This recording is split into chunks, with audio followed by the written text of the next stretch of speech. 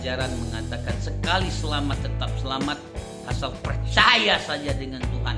Bagaimana orang percaya dengan Tuhan? Sekali lagi, kalau dia simpan sakit hati, simpan kecewa, simpan kemarahan, simpan kedengkian, apalagi sampai dia membunuh.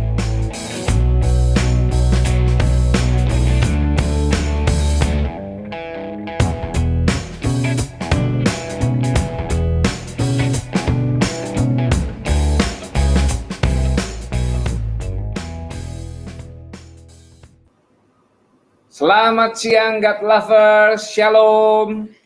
Apa kabar Anda semua? Saya Pendeta Martin Harefa, bertemu lagi dalam acara Diaspora TV Talk Show yang ditayangkan setiap Sabtu pukul 1 siang. Dan hari ini Diaspora TV menghadirkan seorang narasumber yang sangat istimewa. Seseorang yang sebelumnya berlatar belakang Muslim, seorang putra Aceh asli, namun diselamatkan oleh Tuhan Yesus. Dan kemudian mempersembahkan hidupnya untuk memberitakan kabar keselamatan tentang Tuhan Yesus Kristus kepada banyak orang. Langsung saja kita sambut Bapak Aliuddin bin Zainul Abidin. Shalom, selamat siang Pak Aliuddin. Salam sehat. Shalom, salam sehat. Terima kasih. Tuhan Yesus memberkati. Salam sehat, kuat selalu. Amin. Sebelum kita memulai talk show kita hari ini, mari kita mulai acara ini dengan berdoa. Mari kita satukan hati dan berdoa. Kami sungguh bersyukur untuk anugerah Tuhan, keselamatan yang Tuhan berikan di dalam hidup kami. Dan kami tahu Engkau sudah menyelamatkan hamba-Mu, Bapak Pendeta Aliuddin. Engkau memakai hidupnya menjadi berkat bagi banyak orang. Dan siang hari ini kami ingin mendengar kesaksian tentang hamba-Mu ini. Tuhan memimpin acara ini dari awal hingga akhirnya, sehingga banyak orang yang diberkati lewat kehidupan hamba-Mu. Dalam nama Yesus kami berdoa. Amin. Amin. God Lovers, saya ingatkan bagi Anda yang belum subscribe channel kami, silahkan melakukan subscribe demi mendukung pelayanan dari Diaspora TV Channel. Kalau Anda suka dengan tayangan ini, silakan like video ini.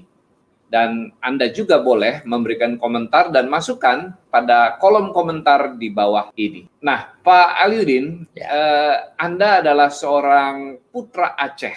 Amin. Bisa cerita tentang masa kecil Bapak dan juga keluarga, seperti apa yang Bapak miliki pada saat masih kecil? Ya, pada waktu masih kecil, saya masih dalam keadaan Muslim karena kami dididik dengan nilai-nilai Muslim yang sangat kuat. Dari kecil usia 2 tahun, 3 tahun saya diajar mengaji. Sudah diajar itu 2 tahun, 3 tahun, ya. Alif, ba, ta, sa, jim, ha, kha, dal, zal, ra, zau, sin, shin, sad, dat, ta, zain, ain, fa, kaf, ke, lam, mim, nun, waw, ha, lam, alif, hamdah, ya. Seperti itu, masih kecil, ya. SD kelas 1 sudah pintar, sudah alhamdulillahirabbil alamin. Ar-Rahmanir-Rahim, Maliki Yaumiddin. Iyyaka na'budu wa iyyaka nasta'in. Ihdinas siratal mustaqim. Siratal ladzina an'amta 'alaihim ghairil maghdubi 'alaihim waladdallin. Seperti itu. Saya baca surat-surat yang lain. Qul huwallahu ahad, Allahus samad, lam yalid wa lam yulad wa lam yakul lahu kufuwan ahad. Dan seterusnya.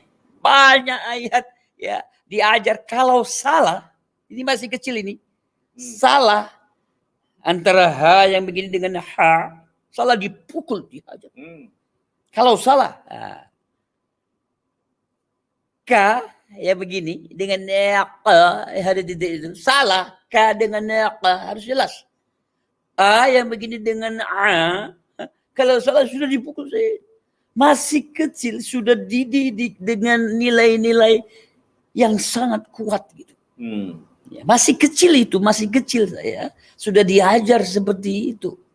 Tapi kami ikuti, kami setia sampai akhirnya bisa mengaji. A'udzubillahi minasyaitonirrajim. Bismillahirrahmanirrahim. Alif lam mim zalikal sampai mengerti, sampai paham. Itu masih kecil kami diajar dengan nilai-nilai yang kuat. Ya sampai akhirnya orang tua saya karena konflik yang sangat panjang. Orang tua saya itu bekerja di perusahaan jawatan kereta api PJKA. Jadi dipindahkan tugas sampai di kota Medan. Jadi kecil-kecil kami ya sudah dipindahkan di kota Medan. Ya kami terus dididik mengaji di rumah. Setiap habis maghrib mengaji. Setiap hari ada tangisan di rumah saya. Kenapa tangisan? Karena orang tua saya cukup keras. Mendidik kami, mendisiplin kami, mengajar kami dengan nilai-nilai muslim yang cukup kuat ya. Kakak saya menangis dipukul. Kalau salah dipukul, bapak saya lagi duduk di sudut lagi makan, saya salah membaca, Ali, apa yang kamu bilang itu? Dia pakai bahasa Aceh, Ali, pe yang kahkenyan, pe bukannya, ya kan? Dia pakai, apa yang kamu katakan itu? Kamu sudah salah itu. Dia tahu, dia dengar aja sedikit, ada salah, dia cukup paham sekali. Sampai akhirnya kami mengerti, ya kami tahu, baca Al-Quran dengan baik gitu ya, sampai kami mengerti. Ya, coba sudah lama saya dari kecil itu saya diajar dengan dididik itu, lalu 30 tahun saya menjadi Kristen, jadi saya masih ingat, masih ingat baca Al-Quran. Sangat tertanam. Ya, tertanam karena dari kecil ya, dari kecil diajar dengan nilai-nilai seperti itu. Kalau enggak saya menangis, kakak saya yang menangis ya. Dipukul sama orang tua karena saya 12 bersaudara ya. Wow. Saya nomor 8 dan kakak saya adakah satu kakak saya kalau dia salah dia pukul sama bapak saya, cukup kejam, cukup keras ya. Jadi begitulah didikan masa kecil saya di masa lalu waktu saya masih muslim. Nah, Pak Aliuddin, Bapak nih lahir di Aceh. Di kota apa, Pak? Saya lahir di Aceh, kotanya Sigli. Saya lahir di Sigli. Jadi saya orang Sigli, Kabupaten Pidi. Ya, jadi Kabupaten Pidi, kotanya Sigli, kurang lebih 2 jam. Kalau cepat 2 jam sudah sampai ke kota Banda Aceh. Jadi ada satu kota namanya kota Sigli sebelum memasuki ke kota Banda Aceh. Jadi saya orang Sigli, kota Sigli, kabupatennya Pidi. Nah, tadi Bapak berkata bahwa Bapak 12 bersaudara. Ada nggak keseharian di dalam keluarga yang masih Bapak ingat kuat? Suasana anak-anak yang 12 orang itu bagaimana kehidupan keluarga? Ya, saya salut juga dengan orang tua saya ya. Bagaimana orang tua saya mendidik kami 12 anak ini ya. Kebetulan setelah bertumbuh saya remaja, saya menjadi nakal gitu ya. Di antara 12 ini, saya yang nakal, saya yang bandel gitu ya. Mulailah terjadi yang kurang nyaman buat saya. Karena kenakalan saya juga ya. Kejahatan saya. Ini disaksikan oleh keluarga-keluarga saya. Jadi saya terkesan sekali masa-masa saya bersalah. Ya pernah bapak saya, mama saya, abang saya, adik saya. Mereka seperti menghakimi saya. Ya memang karena kesalahan saya. Selesai saya SMA, saya mau cari jati diri saya. Saya ingin kuliah tapi tidak bisa. Karena terlalu banyak anak. Jadi sepertinya mau bikin apa saya? SMA mulai saya nakal, mulai bandel. Jadi suasana itu mengingatkan saya bagaimana ya mungkin abang saya, adik saya yang menyaksikan saya ini ya keluarga saya pasti teringat dengan kisah ini. Dan saya sangat teringat bagaimana mereka menghakimi saya ya, pukul saya, bapak saya pukul saya, mama saya pukul saya. Ya karena kesalahan yang saya lakukan. Tapi yang saya ingat lagi, masa kecil saya kami bahagia walaupun kami satu keluarga yang besar itu. Kami cukup bahagia, kami cukup tenang ya. Kami cukup dihormati oleh tetangga-tetangga karena setiap hari kami mengaji. Ya jadi cukup berpengaruh keluarga saya.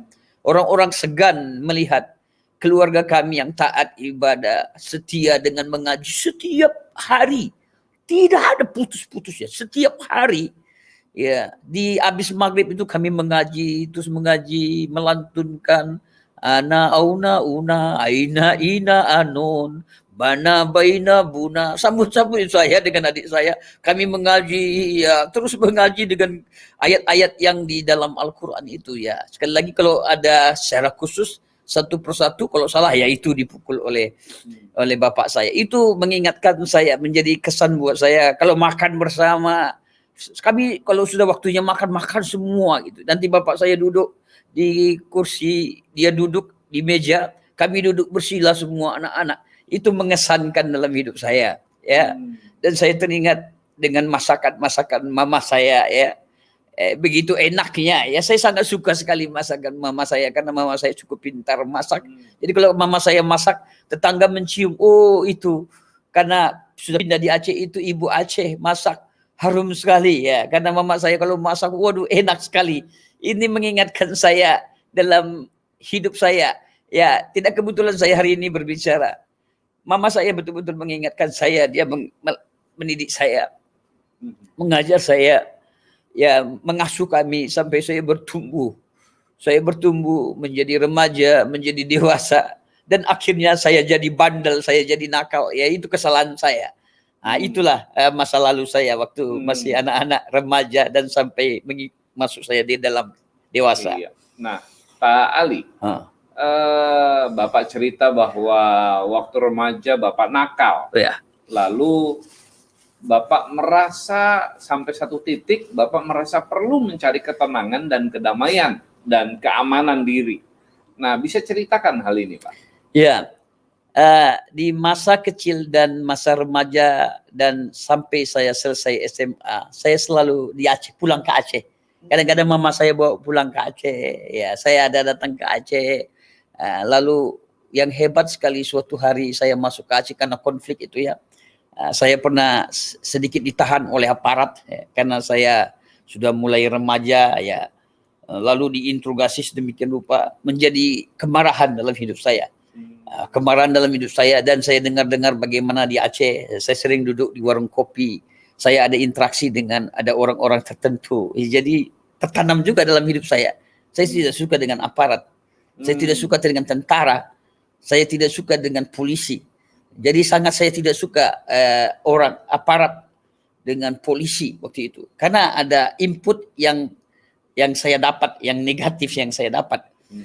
Jadi saya pikir sepertinya saya tidak cocok di Aceh, juga tidak cocok seperti itu kan. Setelah saya selesai SMA, mau bikin apa saya?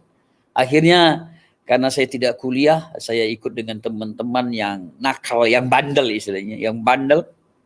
Akhirnya terlibat banyak saya dengan drug, minuman keras, ganja, lalu kenakalan lain yang saya lakukan. Saya pikir banyak sekali ganja. Tinggal metik aja ya. Ya, dan gampang saya dapati ganja itu, apalagi lewat teman-teman saya. Saya banyak teman-teman, geng-gengnya saya. Jadi saya mudah sekali mendapatkan itu. Tapi saya pikir kasihan orang tua saya. Orang tua saya ini taat ibadahnya. Orang tua saya ini soleh. Orang tua saya ini boleh dikatakan wah cukup berpengaruh. Jadi bikin malu saya. Kalau saya terus seperti itu, saya akan malu dan mempermalukan orang tua saya, bapak saya. Kebetulan bapak saya dia di PJKA itu, Perusahaan Jawatan Kereta Api, dia karani. Ya, dia menggaji karyawan-karyawan. Kalau ada karyawan, hampir seluruh karyawan di perusahaan itu dia yang menggaji, dia yang membayar, ya kan. Jadi cukup dikenal juga saya dengan lingkungan. Ya, siapa yang nggak kenal dengan orang tua saya, Bapak Zainul Abidin. Siapa yang tidak kenal Pak Zainul Abidin gitu kan? Orang Aceh. Karena di wilayah Medan itu banyak orang Aceh, tapi di lorong kami hanya kami. Ya, di lorong kami hanya beberapa orang Aceh. Jadi cukup dikenal, cukup berpengaruh orang tua saya. Lalu di perkumpulan Ihwanuddin namanya. Perkumpulan Ihwanuddin itu perkumpulan yang cukup mengharumkan di dalam suasana agama Muslim di Kota Medan waktu itu. Kebetulan bapak saya terlibat. Ya, saya kurang tahu persis, mungkin dia ketuanya di situ atau apanya gitu. Tapi dia sangat berpengaruh, dan di pemerintah juga dia sangat berpengaruh. Jadi saya pikir tidak cocok saya di rumah saya. Jadi saya bikin malu orang tua saya harus keluar. Saya keluar kemana? Saya ke Aceh. Saya bingung lagi di Aceh. Saya di Medan, saya tidak bisa buat apa-apa. Saya masuk lagi di Aceh, saya dengar-dengar lagi situasi. Seperti dia tidak cocok. Ada orang mati, ada tetangga mati, ada beberapa orang segelintir yang saya tahu dia mati. Saya nggak mungkin mati konyol gitu ya. Akhirnya saya keluar, tapi saya mau kemana? Saya coba masuk ke Jakarta. Ya, saya hidup di Jakarta. Karena sebelumnya saya pernah menginjakkan kaki saya di Jakarta. Saya pikir Jakarta ini bisa mengubah saya. Saya masuk Jakarta karena saya tidak berani tinggal dengan saudara saya. Saya banyak saudara, ada paman, bibi, ya saudara-saudara yang lain. Saya tidak berani dengan mereka. Ada kakak kandung saya nggak berani karena mereka mungkin pernah dengar kenakalan saya gitu ya. Jadi saya pikir saya juga nggak berani dengan mereka. Saya hidup di jalan, saya hidup sendiri, saya hidup narkoba, saya hidup dengan ganja ya, saya hidup dengan obat-obatan sampai saya kenal istri saya. Entah bagaimana berjalan itu ya, karena masih muda sekali, tiba-tiba Tuhan izinkan saya punya anak satu dengan istri saya. Itu menjadi dilema juga dalam hidup saya. Banyak kesalahan, banyak dosa yang saya lakukan. Sampai akhirnya sepertinya saya tidak cocok di Jakarta. Saya cocok di Jakarta, saya ada ke Surabaya, saya ada ke Solo, saya ada kemana-mana. Sampai akhirnya saya ada di Kota Bandung. Di Kota Bandung saya menjadi pengedar narkoba, ya, pengedar ganja dan obat-obat, ya, mabuk, ya, hidup bebas, ya. Saya sudah tinggalkan pacar saya, istri saya, dengan satu anak. Waktu itu tidak menikah Islam, tidak menikah Kristen. Satu anak itu saya tinggalkan dengan istri saya lari ke Bandung. Entah bagaimana saya berjumpa dengan bapak rohani saya, ya, termasuk ini Bapak Godwin, ya. Mas Godwin ini, ya, saya berjumpa dengan satu teman lagi, Mas Hatman Budiarjo. Jadi Mas Hatman Budiarjo itu kebetulan mereka satu rumah dengan Mas Godwin ini. Jadi mereka mengetahui saya. Mereka cerita tentang Yesus. Ya, Mas Godwin ini suka PA dengan saya, menjelaskan tentang Yesus. Ya, kadang-kadang Mahatman Budiarjo itu menceritakan tentang Yesus. Saya tidak suka nama Yesus. Saya tidak suka orang Kristen. Tapi mereka jelaskan sampai akhirnya nantinya saya mempercayai Tuhan di dalam kehidupan saya. Itulah latar belakang hidup saya. Mulai dari anak-anak, remaja, dan sampai saya meranjak dewasa di usia 19-20 tahun itu saya labil.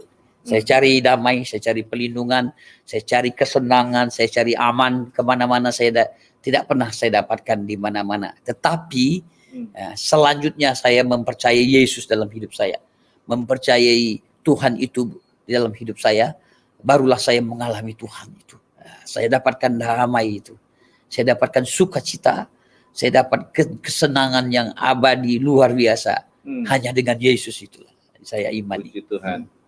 Nah, Pak Ali, sebelumnya Anda sangat membenci kekristenan. Ya. Tapi kemudian mengalami perjumpaan. Bapak bisa cerita prosesnya bagaimana sehingga Bapak bisa mengalami apa yang Bapak alami tadi? Kedamaian, ketenangan hidup, masa depan, gitu ya. Ya. Silakan Pak.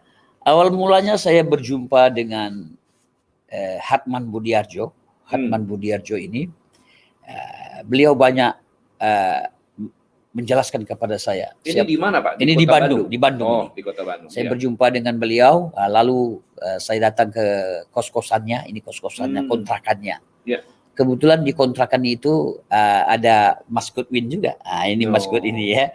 Tentunya mereka tahu ada teman lain, ada Tedianto, Teddy, ada Freddy Simanjuntak, karena kos-kosan gitu kan. Ya. Dan kos-kosan ini seperti sekretariat gitu. Untuk mereka dalam kalangan dari gereja Kemah Daud. Jadi Oh. GKKD. mereka seperti GKKD, mereka seperti kompak antara mahasiswa-mahasiswa ini mengambil satu rumah yang cukup besar. Rumah itu kurang lebih mungkin ada 7 kamar atau 9 kamar. 7 kamar atau 9 kamar. Itu dalam ya ingatan saya ya, 7 atau 9 kamar. Jadi rumah itu cukup besar dengan halaman cukup besar.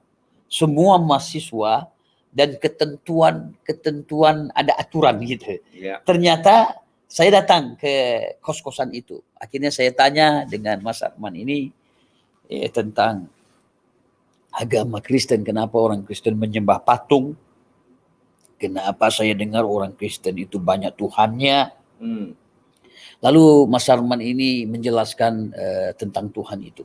Bapa, anak. Saya dulunya tidak bingung, kok ada Bapa, kok ada anak. Image saya, pemahaman saya, Allah itu tidak beranak dan tidak diperanakkan. Bagaimana dia katakan Bapa mengutus anaknya? Dalam hati saya bodoh orang ini. Dia katakan Bapa mengutus anaknya. Bapa itu Tuhan sendiri, Allah sendiri. Mengutus anaknya, Yesus itu Tuhan sendiri.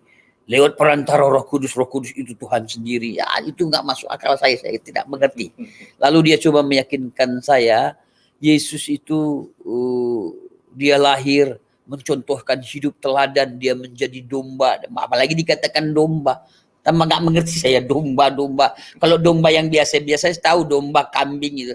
Tapi waktu diceritakan domba itu jarang-jarang saya dengar kata-kata itu. Dia terangkan dia tidak bercacat, dia tidak melakukan dosa, dia mencontohkan teladan hidup dan dia rela mati di kayu salib untuk menebus dosa. Waktu itu saya tidak mengerti, tidak masuk akal saya. Tetapi ya sudahlah, karena saya banyak masalah, saya banyak persoalan, saya manfaatkan ini seorang Hartman Budiharjo ini. Dia seorang mahasiswa waktu itu mau menyusun skripsinya karena dia sedikit sibuk-sibuk juga. Jadi datanglah Mas Godwin ini suka PA sama saya. Kadang saya tanya, dia buka Alkitab, ya dia jelaskan sesuatu. Saya dengar-dengar, kok baik sekali gitu ya. Kok Mas Arman ini baik sekali, Mas Godwin ini baik sekali. Tetapi ada orang yang lain. Ya, ada orang yang lain itu beberapa orang. Kok orang-orang yang lain berbeda gitu. Kok tidak seperti ini? Ya, tambah lagi saya ingat orang-orang di luar teman-teman saya kok jahat, sadis, macam-macam kejahatan. Karena saya hidup di jalanan macam, tapi ini kok berbeda. Ini ada berbeda ini antara Mas Hartman dengan Pak Godwin, Mas Godwin ini gitu ya. Kok dua ini berbeda gitu kan? Sekali-sekali saya bertanya, mereka menjawab dengan penuh kasih. Ya, dengan penuh kasih mereka jawab. Awal mulanya saya berpikir begini, jangan-jangan mereka ini ingin mengkristenkan saya ini. Jangan-jangan mereka ini ingin mempengaruhi saya, tapi tidak pedulilah saya. Saya pikir apa untungnya buat mereka gitu kan. Yang penting untung buat saya gitu kan.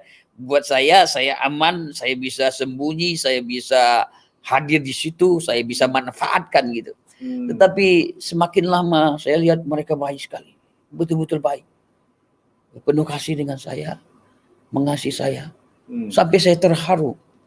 Saya merenungkan dengan diri saya dengan Tuhan. Saya ini banyak dosa. Sampai seperti Tuhan itu lewat kekuatan Roh itu memberi pengertian kepada saya. Siapa Bapa, kenapa Bapa mengutus Yesus, mengutus anaknya Yesus. Ya, sampai akhirnya Tuhan itu menampakkan diri sendiri secara pribadi dalam hidup saya lewat kekuatan Roh Kudus. Saya berdoa, saya diam, saya menangis, terus saya menangis. Seperti Tuhan tunjukkan diri saya banyak dosa. Dosa saya sudah lama, dosa yang sudah lupa. Seperti Tuhan tunjukkan, Tuhan nampakkan. Saya diam, barulah Tuhan memberi pengertian kepada saya apa yang dijelaskan oleh Mas Hartman itu dan apa yang dijelaskan oleh Mas Godwin itu ya. Sampai akhirnya dengan jelas saya dapat mengerti. Tuhan sendiri kasih pengertian. Bapa mengutus Yesus, dia rela mati menjadi anak domba, tidak bercacat, tidak bersalah, tidak melakukan kesalahan. Dia menuntun, dan saya teringat ayat, akulah jalan, kebenaran, dan hidup. Tidak ada seorang pun menuju kepada Bapa, dengan kata lain, dengan Allah Subhanahu wa taala itu, kalau tidak melalui aku, kata Yesus, kata Isa Al-Masih. Mari yang letih, lesu, dan beban berat, datanglah kepadaku. Dan seperti Tuhan itu memberi inspirasi kepada saya, saya teduhkan diri saya diam, tiba-tiba betul-betul Tuhan menyentuh hati saya, perasaan saya, pikiran saya. Wah, tidak tersahan-sahan saya. Ya, betul-betul Tuhan menjamah saya sampai saya hancur hati. Saya menangis sedalam-dalamnya, saya menangis. Betul, saya berdosa. Saya mengalami, saya ini orang berdosa. Saya pikir saya orang baik gitu ya, walaupun saya banyak melakukan kesalahan, tapi masih netral diri saya dengan teman, setia teman, dengan orang lain saya baik. Boleh saya menilai diri saya ini di dunia ini salah satu orang paling baik di dunia ini, saya itu. Ternyata begitu saya mengalami dengan Tuhan itu, saya ini berdosa, condong jatuh dosa, tidak bisa dapat berbuat apa-apa dengan dosa saya. Hanya lalu tiba-tiba saya yakini Yesus mati di kayu salib untuk menebus dosa saya, kesalahan saya. Dan saya menangis, saya ingin menjerit, saya tutup mulut saya, dan Tuhan menjamah saya. Dan saat itulah saya akui, Tuhan Yesus, hari ini, detik ini, aku yakin dan percaya, Engkau Yesus, Tuhan dan Rajaku. Ya, wow. Disitulah mulai PA karena Hatman ini mau skripsinya sibuk ya, jadi Mas Kudwin ini datang juga seperti rekrut saya, coba mengajar banyak kepada saya sampai saya dapat melihat inilah Tuhan. Jadi ada tantangan, mereka katakan kesalahan-kesalahan saya seperti ada file itu ya, berzina, penyembahan berhala, datang ke dukun, apa-apa saya tulis. Tiba-tiba ada yang saya sebutkan sama Mas Hartman ini, ya dengan Mas Kudwin ini, saya ada dosa yang saya simpan sampai saat ini. Yang sulit saya terangkan sama kalian. Apa? Saya punya pacar saya hamil dan dia sudah melahirkan, jadi saya punya anak. Lalu dengan spontan mereka mengatakan kepada saya, ambil itu. Ambil. Wah, saya tidak mau ambil. Karena saya masih egois. Saya tidak mengasihi istri saya tidak mencintai istri saya. Mereka suruh ambil. Wah, saya bertengkar. Seperti bertengkar gitu ya. Waktu PA seperti saya berargumentasi dengan diri saya tidak mau gitu kan. Saya mau percaya dengan Tuhan, tapi saya tidak mau ambil istri saya. Tapi dengan pengarahan, akhirnya saya menyadari sendiri dengan Tuhan, kalau saya biarkan istri saya, berarti saya biarkan istri saya berzina dengan orang lain, dan saya juga akan berzina dengan orang lain. Akhirnya saya rendahkan diri saya, dengan sabar saya datang ke mengambil istri saya, tidak berhasil, gagal. Lalu saya datang lagi kedua dengan, tadinya saya datang dengan Mas Hartman, kami berdua, datang ke Jakarta dari Bandung, gagal saya. Kembali lagi, akhirnya datang lagi yang kedua kali, Mas Hartman bawa pendeta namanya Jumna Elia, dia bawa pendeta Guntur Barus, kebetulan sudah almarhum, baru meninggal bulan lalu. Guntur Barus ini, dia bawa ada satu lagi, jadi 4 orang kami, dengan saya 5 orang. Jadi coba mengambil istri saya, tidak dikasih juga, karena istri saya bapaknya seorang dukun. Dia dengan kata-kata yang kasar, yang begitu kasar, seperti menghakimi saya, tapi saya tantang, saya lihat. Dia bilang, Ali ini kalau gua kasih masuk ke dalam botol, dia masuk ke dalam botol. Karena beliau seorang dukun. Tapi saya percaya dengan Tuhan. Dukun kan Tuhan yang ciptakan. Setan juga Tuhan yang ciptakan. Dan saya entah kenapa saya berpikir Tuhan itu akan ada dalam hidup saya. Berarti Tuhan ada di dalam saya. Kenapa saya takut dengan setan? Kenapa saya takut dengan dukun? Gitu kan? Berarti Tuhan lebih besar dalam hidup saya. Seperti saya tantang, saya lihat, saya perhatikan dia. Dia nggak perhatikan saya, tapi dia berbicara. Orang tua ini berbicara. Tapi pendek cerita, saya tidak bisa mengambil istri saya. Akhirnya kami pulang lagi dengan kecewa. Dalam hati saya buat baik-baik, saya buat bagus-bagus, gagal. Yang baik bagus, yang gagal, yang tulus saya melakukan juga gagal. Nah, jadi saya ambil yang dengan jalan tidak baik. Apa maksudnya tidak baik? Saya culik istri saya. Saya culik, saya bawa dengan cara saya. Ya, dia ikut saya dengan anak saya itu. Ya, saya bawa. Akhirnya apa yang terjadi?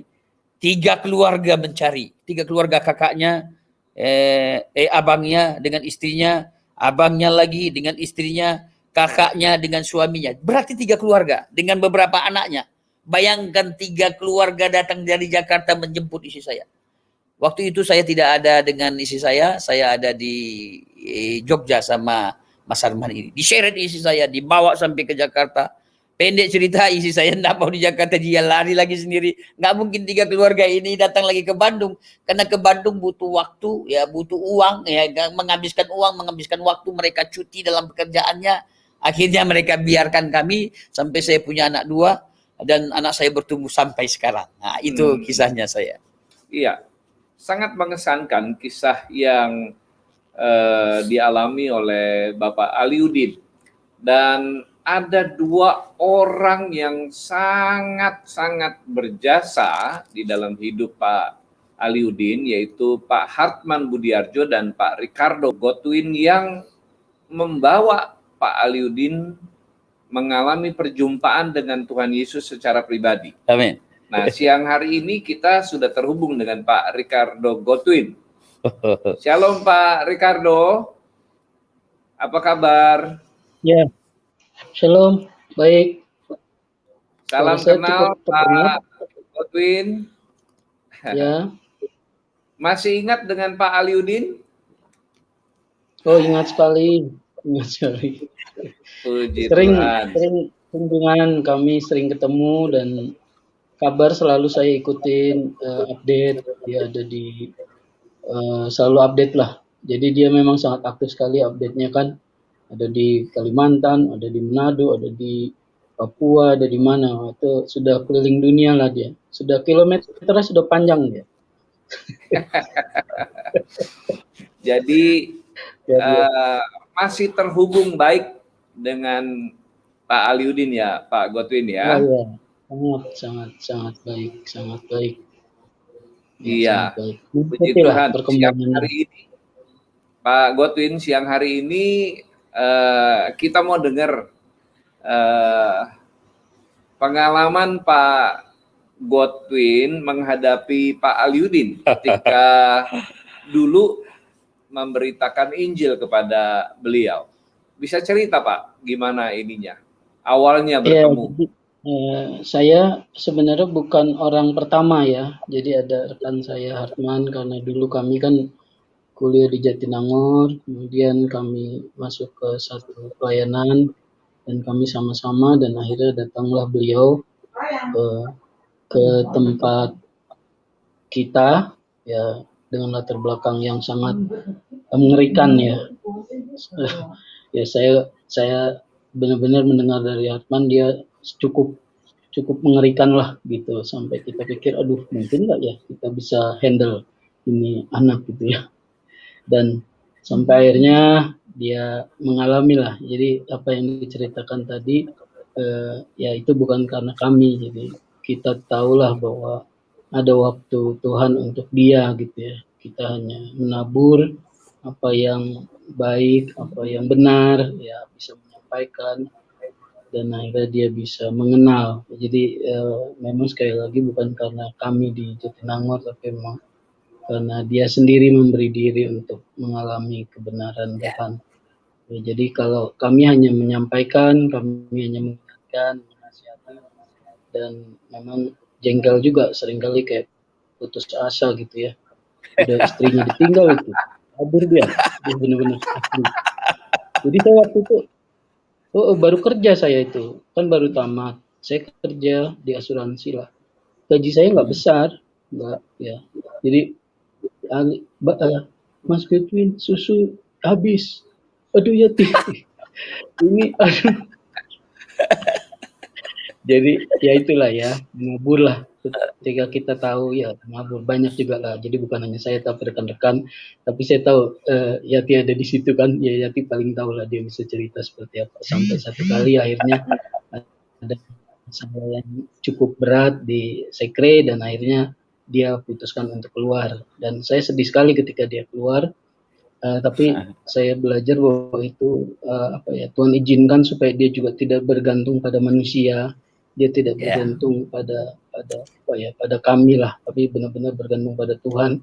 dan mengalami Tuhan bukan karena manusia, tapi karena perjumpaan dengan Tuhan. Itu yang membuat saya akhirnya bisa terhibur, dan akhirnya saya tahu dia ikut satu pelayanan terakhir dia ikut yang saya tahu dia ikut sekolah di Pak Awan Datu, kemudian ikut sekolah misi di Denpasar. Nah, saya ikutin terus lah.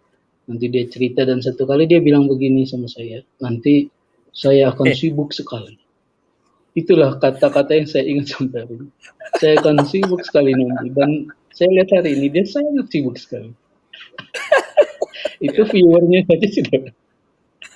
Ya bersyukurlah, itu yang saya mau sampaikan, bahwa ya bagi kita, setiap kita jangan letih, jangan lemah, jangan juga putus asa ketika kita membagikan kebenaran, karena kebenaran itu pasti memerdekakan, dan kebenaran itu akan membela dirinya sendiri. Jadi saya belajar dari Kisah Para Rasul 3, dia bilang gini, bahwa sampai Tuhan memberikan waktu kelegaan, yaitu time refreshing, kairos, ya, itu kalau tadi Ali bilang ya ada kairosnya Tuhan ketika dia mengalami apa yang kami sampaikan itu seperti diingatkan Tuhan melalui rohnya yang sudah termeterai dalam dia, dan itu yang menolong dia untuk belajar dan tahu akhirnya apa yang harus dia perbaiki, apa yang harus dia, sampai akhirnya saya juga bersyukur Yati itu sangat sabar sekali. Wah, luar biasa itu. Itu kalau bukan Yati udah ditendang itu Ali.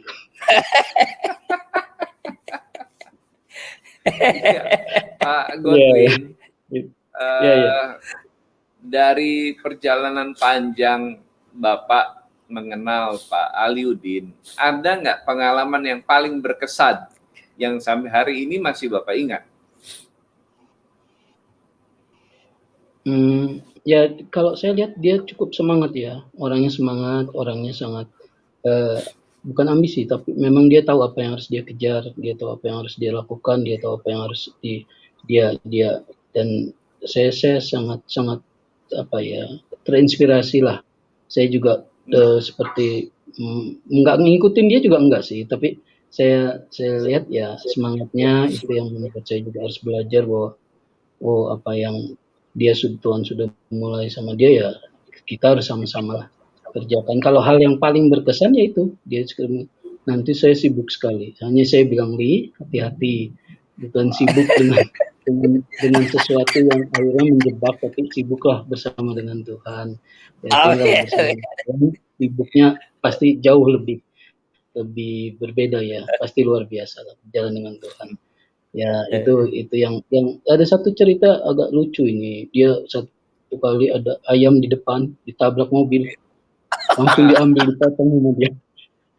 Karena memang sulit sekali. Kami kan mahasiswa dulu kan susah untuk makan enak. Jadi begitu ada ayam ditabrak, langsung ditangkap sama dia, dipotong. Iya, saya ingat kali itu Mas Gopin.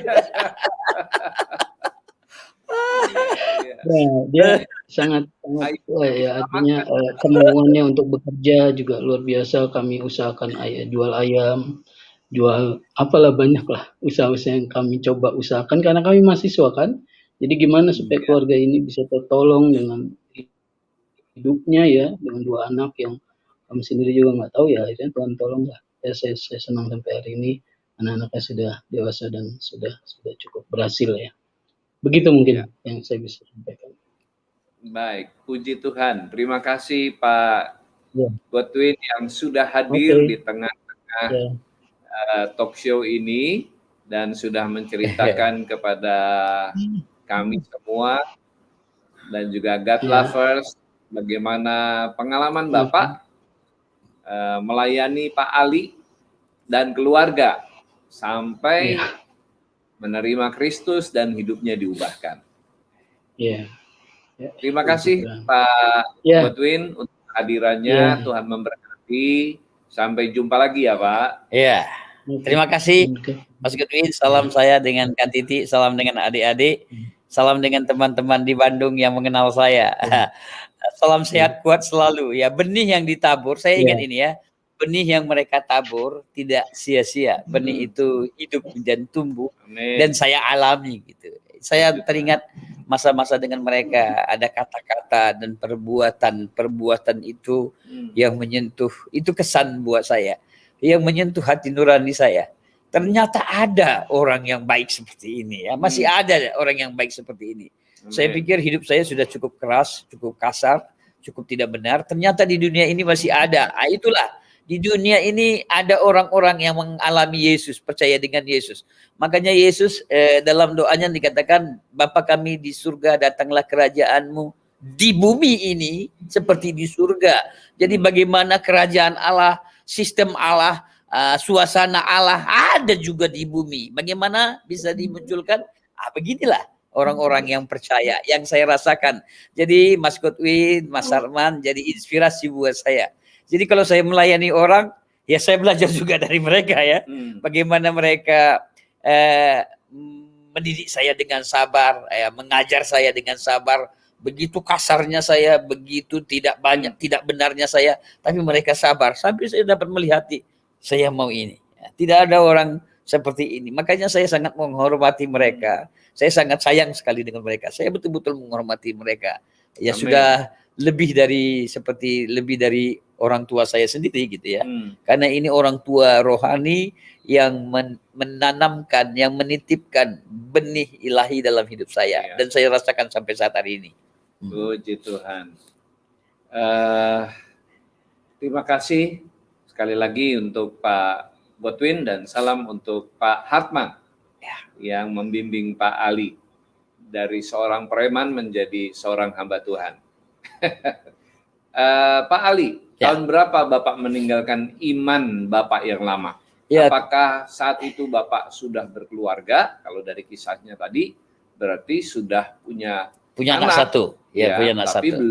belum menikah resmi. Belum menikah resmi. Nah, apa yang Bapak alami secara pribadi pada waktu Tuhan Yesus menjamah Bapak? Silakan, Pak. Ya, saya merasakan damai, saya merasa sukacita. Seperti saya tidak memikirkan diri saya secara pribadi begitu hebat sekali. Jadi cita-cita, angan-angan saya yang saya pikirkan itu seperti Tuhan dulu lantakkan gitu ya. Jadi saya berpegang terus dengan Tuhan sampai saat hari ini. Tadi pertanyaannya tahun berapa? Kurang lebih tahun 1991 dan berjalan 1992. Jadi sudah 30 tahun, 30 tahun ya kurang lebih ya. 30 tahun saya percaya dengan Tuhan. 30 tahun ini saya mengalami dengan Tuhan. Jadi 30 tahun saya percaya dengan Tuhan. Dan waktu itu baru saya yang percaya dengan Tuhan. Isi saya masih ya masing-masing lah. Orang dia katakan karena dia orang Betawi, orang Jakarta, ya lo gue ya bahasa populernya dalam Islam lakum dinukum waliyadin, agamamu agamaku. Itu yang dimaksudkan oleh isi saya. Dalam hati saya mengalami Tuhan, perjumpaan dengan Tuhan, saya merasakan Tuhan itu. Saya berpikir suatu hari pasti isi saya merasakan. Karena dia setiap hari dengan saya, tentunya ada nilai-nilai rohani yang saya bagikan, saya ceritakan, ya kan? Akhirnya tahun berikutnya dia percaya dengan Tuhan. Dia percaya dengan Tuhan, tahun berikutnya. 93. Mungkin tahun 92 sudah percaya dia. Tahun 92 dia sudah percaya dengan Tuhan.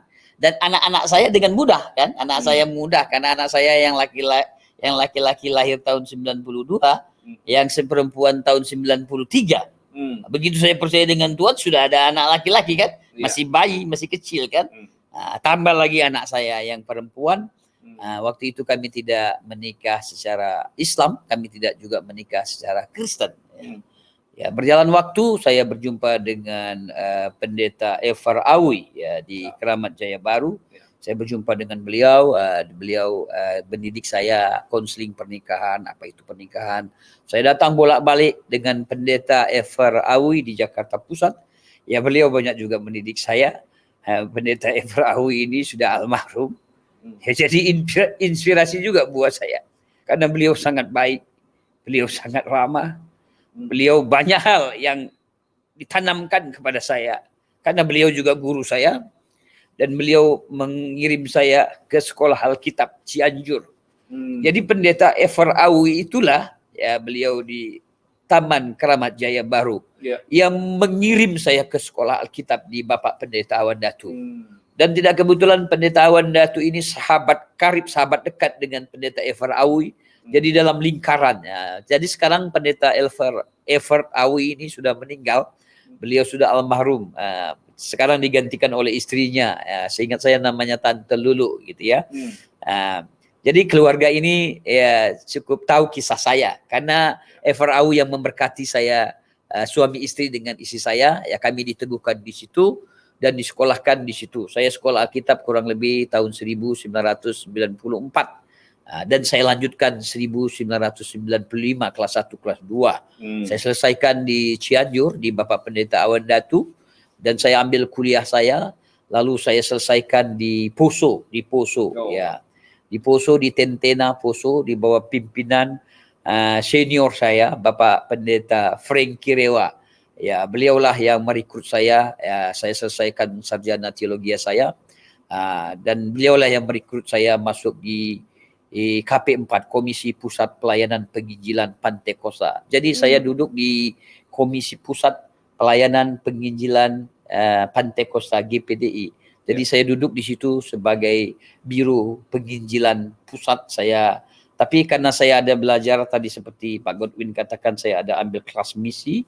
Saya belajar terus ya. Semakin saya belajar itu lebih melengkapi di dalam pelayanan saya. Membuat saya lebih efisien lagi, lebih luas lagi untuk saya dapat melayani dan lebih teguh saya mempertahankan semangat iman percaya saya karena saya belajar, saya sekolah dan turunlah saya di misi. Makanya saya turun di misi, pelayanan di misi dan saya ada di mana-mana. Ya. Sangat sibuk. Sekarang sangat sibuk. Seperti saya pernah katakan itu dengan Pak Godwin ya. Saya katakan kepada beliau waktu saya ambil kelas misi, saya bilang begini, suatu hari sepertinya saya akan sibuk ini. Karena saya suka menginjil gitu kan. Pasti saya akan sibuk. Dia tertawa dia. Saya yakinkan lagi dengan Pak Godwin, saya akan sibuk nanti. Betul, saya akan sibuk nanti.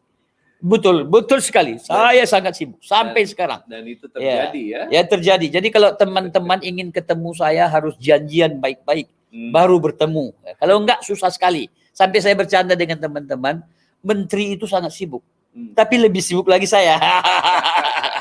Ini aja kalau enggak janji dengan baik-baik tidak mungkin bisa terjadi ini. Betul. Dan saya membuktikannya itu memang sangat sibuk. Saya masuk pelosok, desa, kampung, gunung, lembah. Karena saya tertolak di Aceh, jadi untuk apa saya berbuat banyak di Aceh? Ya, boleh dikatakan saya tertolak juga di Jakarta. Untuk apa saya banyak buat di Jakarta? Ya, dunia ini kan tidak sedaun kelor. Ya, ada mana-mana, ada di mana-mana, dan saya ada hadir di mana-mana. Saya banyak bicara di YouTube dan saya tuangkan di YouTube. Ya, saya juga tuangkan di dalam Facebook saya. Ada banyak saya desa, pelosok, kampung, lembah yang tidak bisa masuk, yang tidak masuk akal, susah, sulit saya coba masuk. Untung saya punya istri yang sangat sederhana, dia setia terus mendampingi saya sampai saat hari ini. Ya. Amin. Puji Tuhan. Pak Ali, pada saat memutuskan untuk menjadi pengikut Kristus, bagaimana hubungan Bapak dengan keluarga besar? Baik ayah ibu di Medan dan juga keluarga besar di Aceh. Apakah sampai hari ini sudah ada yang percaya kepada Kristus dari kalangan mereka? Hubungan saya dengan keluarga saya, tadinya karena saya banyak belajar, jadi saya mengerti tentang kontekstual. Saya coba kontekstual, saya coba masuk dengan konteks, ya, konteks budaya, konteks kebiasaan, konteks tradisi di dalam keluarga saya. Saya coba masuk. Dulu saya tidak mengubah identitas saya, agama saya, tetap Muslim. Latar belakang saya masih Muslim. Orang jadi confused dengan saya, jadi bingung, masih Muslim. Tapi mereka sudah mendengar saya percaya dengan Tuhan. Kurang lebih 1992, 93 itu, 92, saya sudah mulai coba tulis surat. Saya ikrarkan iman saya. Mereka tahu dan adik saya juga sudah mengetahui saya itu Kristen, tapi saya tidak berani vulgar gitu ya. Iman saya percaya dengan Yesus, tapi agama saya tidak saya ubah. karena saya banyak belajar, jadi saya memahami pola ini gitu ya. Saya masuk melayani di teman, di siapa aja yang saya temuin dengan pola itu ya, kontekstual. Jadi tidak merubah agama saya, ya, sekalipun keluarga saya beberapa orang ada yang marah, tapi karena saya masih di dalam posisi itu, ya masih wajar gitu, masih wajar. Dan tiba sampai tsunami tiba, ya tsunami tahun 2004. 2004, 2005, Iya kan, 2004 masih juga saya tidak mengubah identitas saya. Saya masih bisa masuk di keluarga saya, masih bagus. Apalagi saya banyak membantu tsunami. Ya, puluhan orang datang ke rumah saya, di rumah saya, tinggal di rumah saya, 20 orang, 30 orang. Bulan depan ganti lagi. Saya coba bantu menerjemahkan bahasa Aceh, bahasa Inggris, bahasa Aceh dengan bahasa Inggris saya yang patah-patah. Saya terjemahkan, ya mereka tinggal di rumah saya, mereka tidur di rumah saya, dan boleh dikatakan rumah saya itu menjadi kantor. Ya, saya kerjasama dengan paman saya. Disitulah terjadi NGO yang sangat besar di rumah saya. Karena orang-orang NGO butuh orang seperti saya. Betul. Gitu ya, Orang yang asli. ya, orang asli, orang Aceh, bahkan aman gitu ya. Mereka menganggap saya jujur, ya tidak mungkin terbohongi gitu ya. Karena misi waktu itu memang misinya untuk membantu.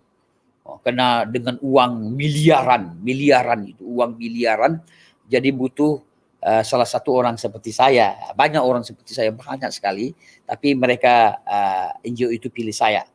Dan saya jalani, dan saya kerjasama dengan paman saya dan abang saya. Saya kerja, kalau saya tangani di situ dalam beberapa masa, saya pikir tidak cocok buat saya.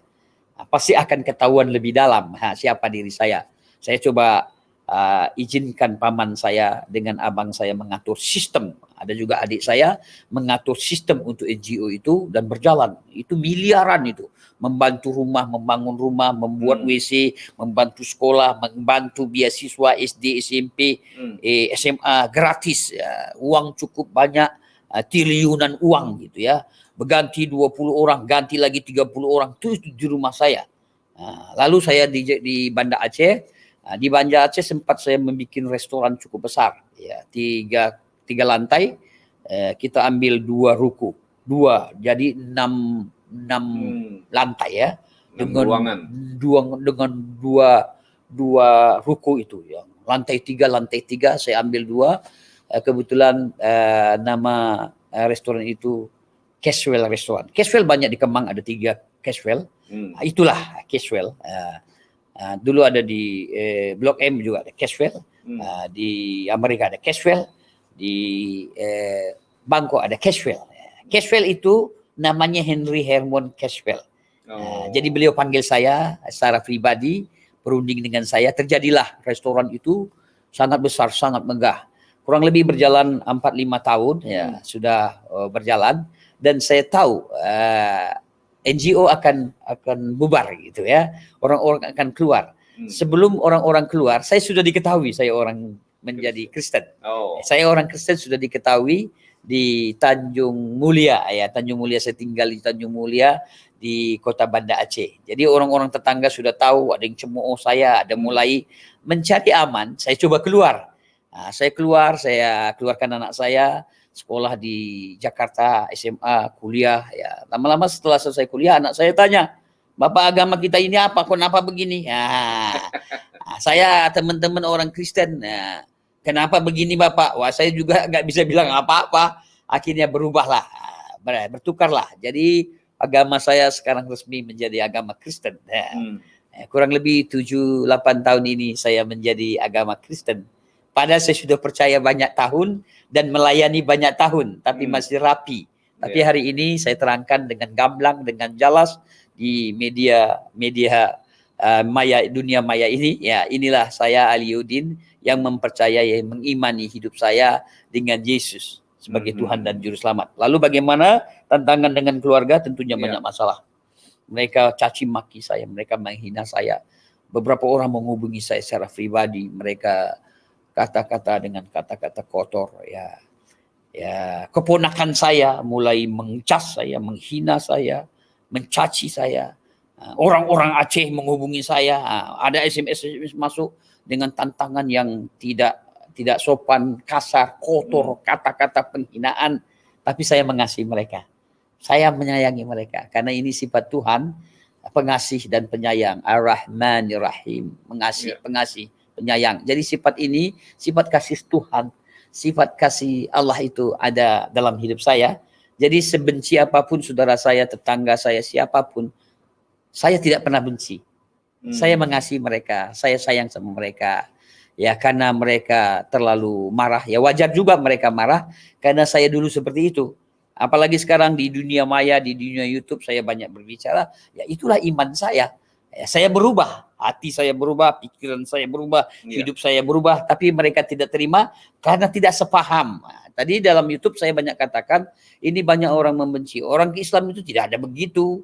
Orang Islam itu tidak begitu. Tidak ada ajarannya begitu. Ya buktinya keluarga saya membenci, ya itu kan menunjukkan tidak sama. Tetangga membenci itu menunjukkan tidak sama. Sekalipun ada tokoh-tokoh, ustadz-ustadz yang masih oke, saya mendengar banyak ustadz-ustadz khotbah, saya terinspirasi juga dengan khotbah-khotbah mereka yang baik, yang bagus, yang benar, ya ada juga ustadz-ustadz yang mengumandangkan itu. Dan saya lihat, waduh luar biasa, pengajarannya luar biasa. Sebenarnya keluarga saya keluarga yang baik-baik, sangat-sangat luar biasa. Cuman ada mungkin tertanam berbeda itu, yang karena perbedaan itulah menjadi kemarahan dalam hidup mereka. Ya buat perbedaan itu. Tapi bagi saya, karena saya mengalami Yesus, saya mengalami Tuhan, tidak ada perbedaan. Makanya beritakan Injil kepada suku bangsa, tidak ada bahasa Aceh, tidak hanya orang Jawa, tidak ada suku Batak, segala bangsa. Beritakan Injil itu, pergi, baptis mereka, ajar dalam nama Bapa, Putra dan Roh Kudus. Itu perintah Tuhan. Itu tidak bisa dipungkiri. Dia katakan pergi. Itulah yang harus kita lakukan kepada semua orang. Semua orang di dunia ini yang mempercayai Tuhan harus pergi memberitakan kebenaran, memberitakan kabar baik. Kabar baik itu, kabar kebenaran itu ada di dalam Injil ini. Ya, kasih, mengasihi, menyayangi, mengampuni, menghormati, ya, mendoakan musuh ditulis di dalam Injil ini. Tetapi bagi orang-orang saudara-saudara saya itu menjadi momok dalam hidup mereka. Ini sesat, ini kafir. Bayangkan yang sesat aja mengajarkan kasih, damai, sukacita. Makanya saya sangat menghormati Injil ini. Perintah harus memberitakan, makanya itulah tidak sabar saya pergi memberitakan. Saya gagal memberitakan di Aceh, saya gagal memberitakan di Jakarta, saya pergi memberitakan tempat lain. Di mana saya tidak tahu, kemana tidak tahu. Yang jelas saya sudah datangi, saya injakkan kaki saya dimanapun saya berada, tidak bosan-bosannya, tidak berhenti-berhentinya saya membicarakan kabar baik, kabar sukacita itu. Nah, itulah yang saya alami dan keluarga sekarang banyak memisahkan terhadap diri saya. Mereka bilang, jangan kamu membawa nama Aceh. Bagaimana saya tidak membawa nama Aceh? Ya kan? Bagaimana saya tidak membawa karena saya lahir di sana. Bagaimana saya tidak sebutkan diri saya karena saya dari sana. Masa saya rubah? Ya, mungkin itu kesaksian saya, itu pengalaman saya, itu yang saya hadapi. Jangankan dari dari keluarga saya, dari keluarga istri saya ada beberapa orang yang tidak senang sama saya. Apalagi tetangga-tetangga, mereka lihat muka saya aja mereka tidak senang. Mereka tidak suka. Tapi saya harus mengasihi mereka, saya sayang sama mereka, saya peduli sama mereka sampai saat hari ini. Puji Tuhan. Pak Aliuddin, tadi Bapak cerita melakukan pelayanan-pelayanan di daerah. Tapi sebelum kita masuk kepada kisah pelayanan di daerah, kita akan jeda karena ada beberapa informasi yang akan kita ikuti sejenak. God Lovers, terima kasih atas kesetiaan Anda untuk terus menyaksikan konten-konten yang ada di channel Diaspora TV. Kami ada untuk menjangkau jiwa-jiwa dimanapun berada yang rindu mengenal Tuhan Yesus lebih dekat.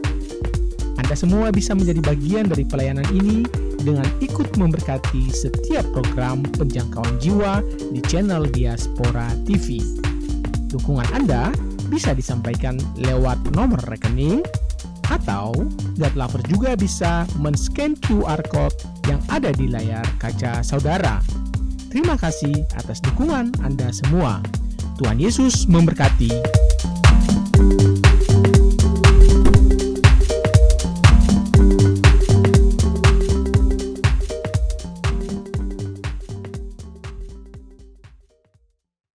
God lovers, kita lanjutkan perbincangan kita dengan hambanya Pendeta Aliudin.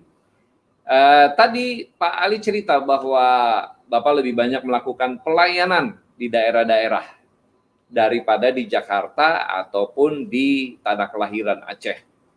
Bahkan dalam beberapa video kesaksian, Bapak selalu berada di tempat yang berbeda. Ya, belum lama ada di sini, lalu tiba-tiba sudah ada di kota lain, di desa lain, di pelosok yang lain, ya, dan berkeliling ke seluruh Indonesia, bahkan sampai ke luar negeri. Ya. Nah, bisa diceritakan pelayanan yang Bapak lakukan ini? Ya, nanti ini bulan 6, bulan Juli saya ada di Papua, di pegunungan pelosok di sana. Saya lakukan tahun-tahun lalu saya ada di Papua Nugini, Montagen, Hagen, Tari, Mindi, Le, arah Port Moresby dengan truk capek sekali, berhari-hari naik truk isinya kayu, isinya batu. Saya duduk di situ, saya tidur di situ, capek. Minum terbatas, habis air minum saya, kadang-kadang air parit diambil tapi airnya paritnya masih bersih, ya bagus, masih bersih bening gitu ya, ambil minum air seperti itu, tidak mandi 4 hari 5 hari, betul, pakaian kadang-kadang sangat terbatas, makan lagi ubi keladi pisang, ubi keladi pisang setiap hari. Bulan lalu saya layani di Gunung Sukudaa, apa adanya, makan sayur apa adanya, ya saya menikmatinya. Saya jalan dengan istri saya. Pelayanan ini kami lakukan sendiri, kami buat sendiri, kami danain sendiri, kami atur sendiri. Ya sesekali ada teman yang sedikit membantu untuk perjalanan saya, ya saya jalani. Ya saya buat sendiri dengan susah payah. Saya bisa di gunung 1 minggu, tidak tahu bahasa Indonesia, saya diterjemahkan pakai bahasa Indonesia. Tidak mudah untuk masuk di gunung itu. Kita membawa sesuatu, bekal, makanan atau sesuatu buat mereka supaya bisa duduk, bisa bersama, bisa berbincang, kerjasama dengan kepala dusunnya, kepala dusun, kepala desa.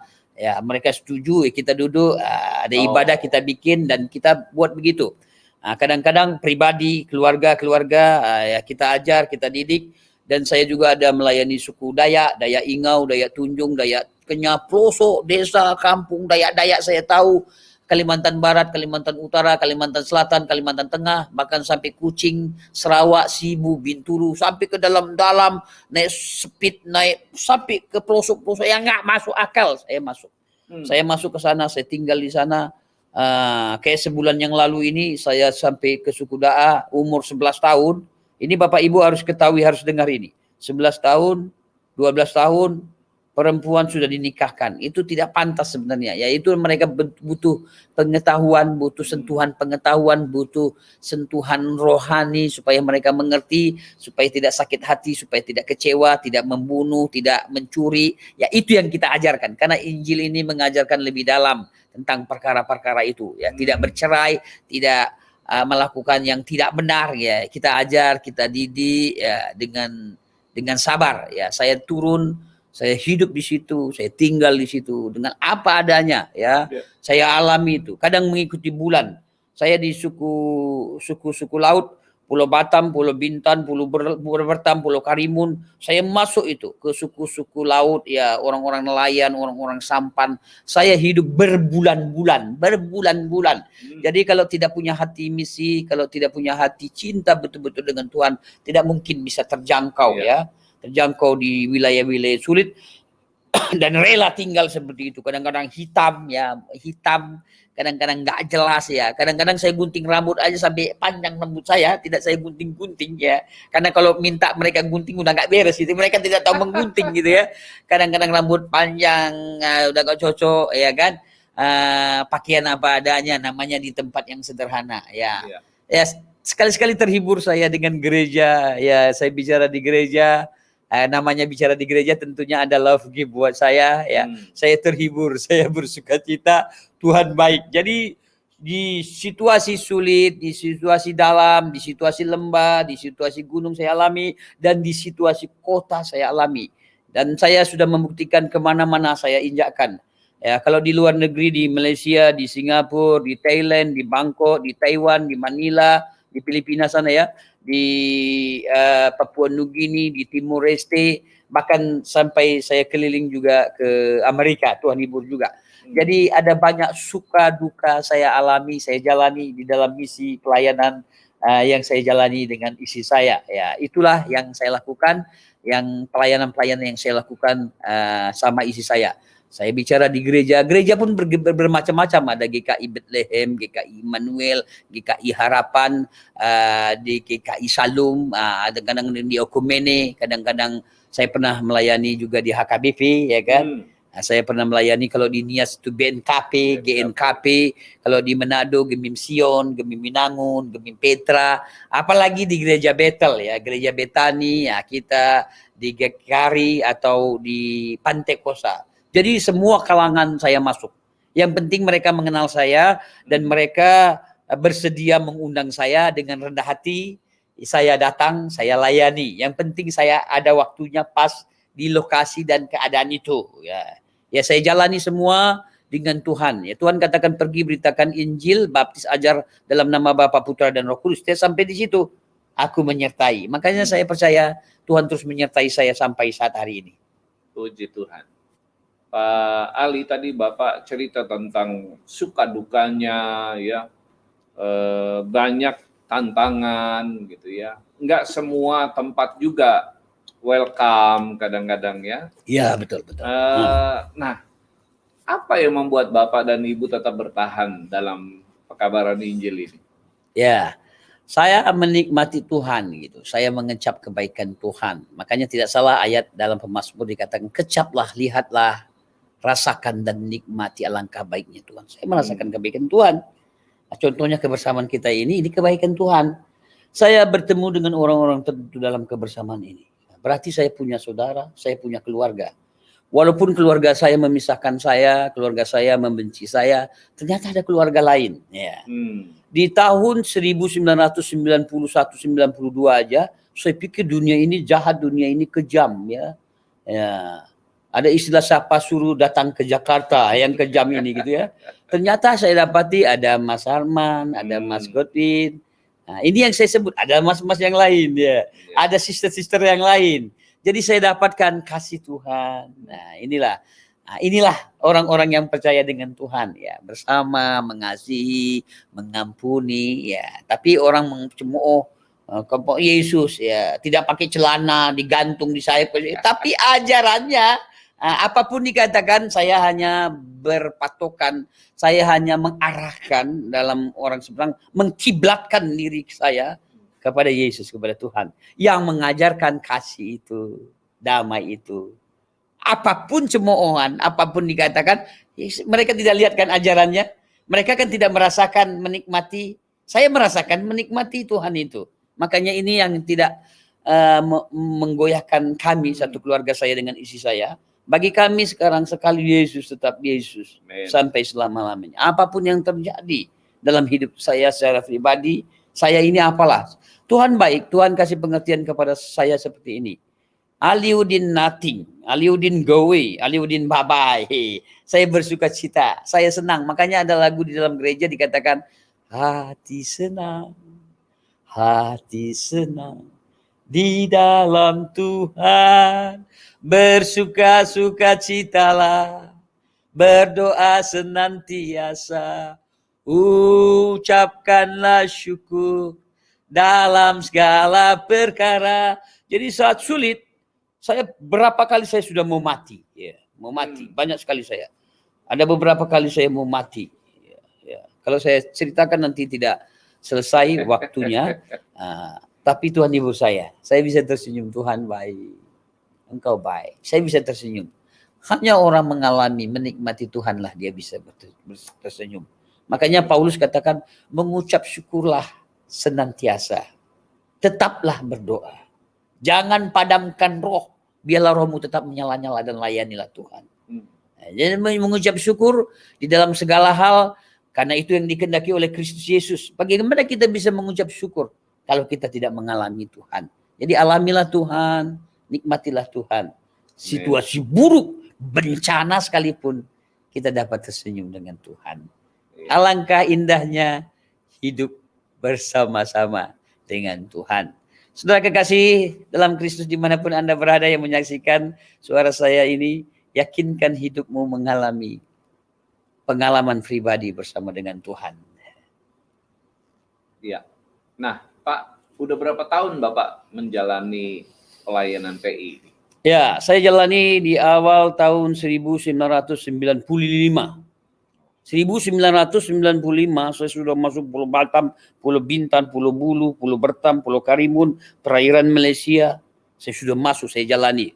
Lalu saya lanjut lagi sekolah, saya tetap turun. Saya sekolah sambil belajar, sambil turun. Ya kan? Jadi terus menerus sampai saat hari ini. Tidak henti-hentinya. Tidak sabar saya ingin ceritakan tentang Tuhan. Ya, saya bisa bicara di gereja-gereja kurang lebih di bawah 10 tahun ini. Dulu tidak. Dulu saya menyerang langsung di pulau, di pelosok. Saya tidak tahu khotbah, saya tidak tahu eksegesis, tidak mengerti saya. Sekarang di gereja apapun, siapapun yang hadir saya tidak peduli. Ini pengalaman saya dengan Tuhan. Saya bagikan dengan message pesan yang saya alami. Makanya di gereja apapun saya tidak takut sekarang ya. Buktinya saya bisa melayani di gereja Mandarin Church, diterjemahkan pakai bahasa Mandarin. Yesus baik, Yesus, begitu bahasa Cina kan.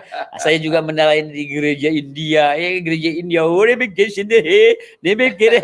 gitu. Jadi gereja apapun yang penting welcome dengan saya layani. Apalagi kantor-kantor kadang ya kan, atau PA ya kan, atau sel-sel.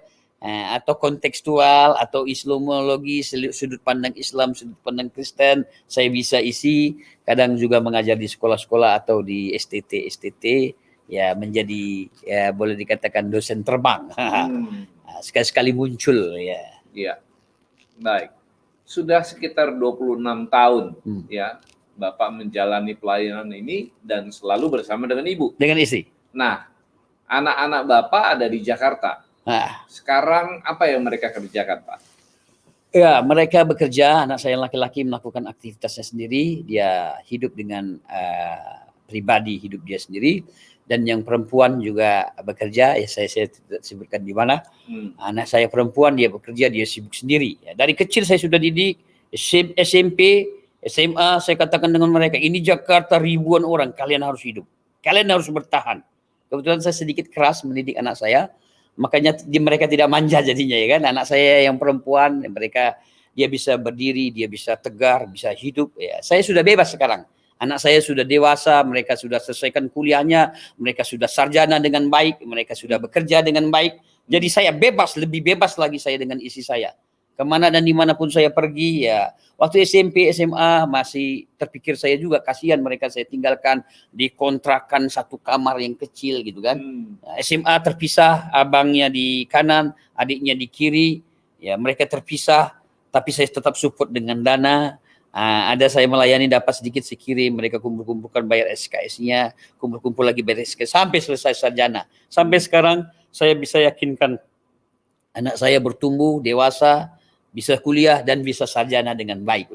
Ya, ini yang kami lakukan bersama-sama dengan istri. Nah, apa pendapat anak-anak tentang pelayanan orang tuanya? Pernah saya katakan dengan anak saya, kalian ambil S2. Jangan, kami lihat bapak aja kasihan kami. Karena terpatah-patah sayanya, tertate-tate mengkuliahkan anak saya. Kami nikmati dulu pekerjaan. Saya rindu anak saya bisa melanjutkan S2 ya, kalau bisa S3 gitu kan. Tapi mereka terus bekerja ya, pasti mereka dapat merasakan karena saya pernah membawa mereka. Kecil-kecil saya bawa ke Pulau Batam, Pulau Bintan, kadang-kadang makan apa adanya, enggak jelas. Kami pernah tinggal di pinggir rel kereta api di Sentiong. Kami pernah tinggal di rongsokan di Pulau Bali, hidup yang menderita, hidup yang susah. 7 tahun lamanya saya menderita ikut Tuhan. 7 tahun. Jadi kalau ada dari penonton-penonton di YouTube yang mengatakan kata-kata kotor karena uang, kami hidup sangat sederhana. 7 tahun saya menderita, hidup di pinggir rel kereta api sampai orang menghina. Lo menjadi orang Kristen, lo orang Aceh taat, ibadahnya, sholatnya, tapi lo jadi Kristen, kaya kagak lo, miskin ya lo, tolol lo, macam-macam di dunia. Saya sabar. Ya, sekarang Tuhan membuktikan, walaupun saya sederhana, saya bisa yakinkan anak saya sarjana dengan baik. Ya. Kemana dan dimanapun saya jalani ini, penuh sukacita dengan Tuhan. Pasti anak saya dapat melihat apa yang dikerjakan orang tuanya. Ya, beberapa tahun yang lalu saya bawa ke Sangir. Saya undang ke Manado anak saya yang laki, yang perempuan, dan saya bawa pelayanan langsung. Ini tahun-tahun lalu ini, baru-baru ini. Saya bawa ke Sangir sampai mereka menangis. Karena mereka pernah merasakan hidup yang menderita, hidup yang susah. Saya bawa ke Sangir, suatu hari mau buang air besar, ada namanya kakus ya. Tentunya saya harap Bapak Ibu yang menyaksikan saya ini tahu kakus. WC apa adanya dengan setengah badan begini. Jadi anak saya yang perempuan waktu dia buang air besar, tahu ada orang lewat coba. Ada orang lihat dia bingung kan. Nggak terbiasa kita orang di Jakarta seperti itu kan. Berak di kakus tiba-tiba ada orang lewat. Bagaimana ingin, ya saya bilang sampai saya jatuhkan aja. Anak saya merasakan itu dan dia sharing, dia bersaksi, dia menangis, dia terharu gitu ya. Ada seperti ini kehidupan di Indonesia yang seperti ini ya. Lantainya tidak ada apa-apanya. Kalau saya siap tempur saya melayani, biar tidur di tanah nggak apa-apa saya. Biar makan ubi, keladi, pisang, apa aja saya masak. Makanya Tuhan pelihara saya. Betul firman Tuhan katakan hati yang gembira adalah obat. Ya, saya bersukacita, saya senang sampai saat hari ini. Puji Tuhan, luar biasa apa yang dialami oleh Pak Aliudin. Bagaimana beliau diselamatkan, bagaimana penyertaan Tuhan yang luar biasa di dalam kehidupannya dan juga istri serta anak-anaknya. Namun karena waktu, kita sudahi perbincangan kita hari ini. Amin, ya. Tapi God Lovers, jangan kecewa, kita akan lanjutkan perbincangan kita dengan Pak Aliudin pada Sabtu depan tanggal 24 April pukul 1 siang. Dan kita juga akan menghadirkan istri Pak Aliudin, Ibu Jumiati di tengah-tengah kita. Jadi jangan lewatkan bincang-bincang kita minggu depan. Terima kasih kepada Pak Aliudin. Ya. Kita akan ketemu lagi hari Sabtu depan ya Pak, bersama dengan Ibu. Dan membicarakan bagaimana kisah pelayanan Bapak dan Ibu sekarang dan awal pertemuan Bapak dan Ibu. Sehat selalu Pak. Amin. Sampai ketemu. Shalom. Shalom semua. Terima kasih. Tuhan memberkati. Salam sehat. Kuat selalu. Tuhan Yesus menyertai. Amin. Terima kasih untuk God Lovers yang sudah mengikuti talk show hari ini. Semoga video ini bisa menginspirasi. Dan jangan lupa untuk membagikannya kepada sesama agar mereka juga diberkati. Oh iya, kami tetap menunggu saran dan masukan dari God Lovers tentang Diaspora TV Talk Show ini. Silakan tulis saran dan masukan Anda pada kolom komentar atau bisa mengirimkan pesan melalui nomor WA yang ada di layar kaca Bapak Ibu Saudara. Demikian bincang-bincang kita, sampai jumpa pada talk show berikutnya. Shalom.